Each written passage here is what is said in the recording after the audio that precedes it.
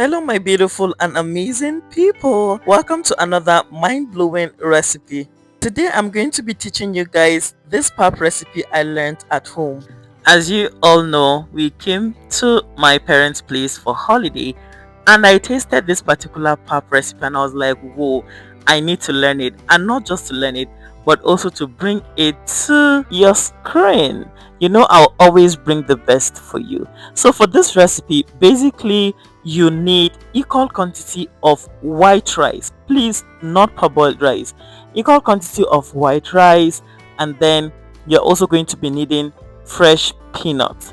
By equal quantity, what I mean is if you're going to be using 2 cups of rice, you're going to be using 2 cups of groundnut. Then you set aside half cup of the rice. I'm going to tell you what you're going to do with the rice as the video goes. Then you can see here I am mixing the rice and the groundnut together after allowing it to soak for some time. Basically, you only need the rice to soak and not the groundnut. Make sure you wash them until your water runs clean.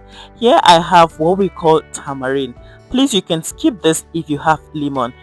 The reason why I'm using this is just for the sour taste. So whatever is going to give you the sour taste, you are good to go.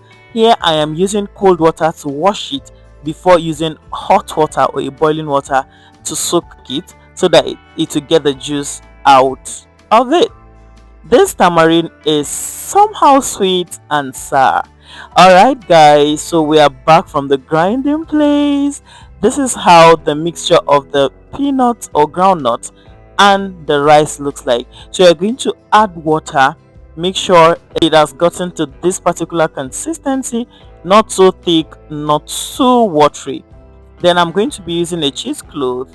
I'll just sieve out the chaff from the juice. We are not using the chaff, we don't need the chaff. This step is very easy, like it is not hard at all. Just make sure you squeeze out the juice very well from the chaff.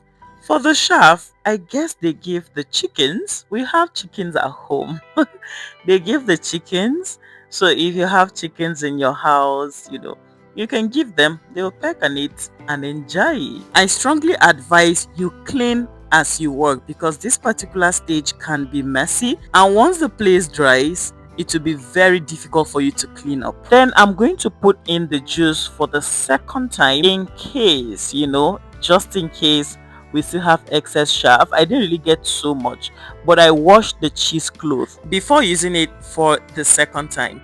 Guys, if I was doing the other pap recipe, by this time I would have been done, but nothing good comes so easy, so we're gonna pay the price and move.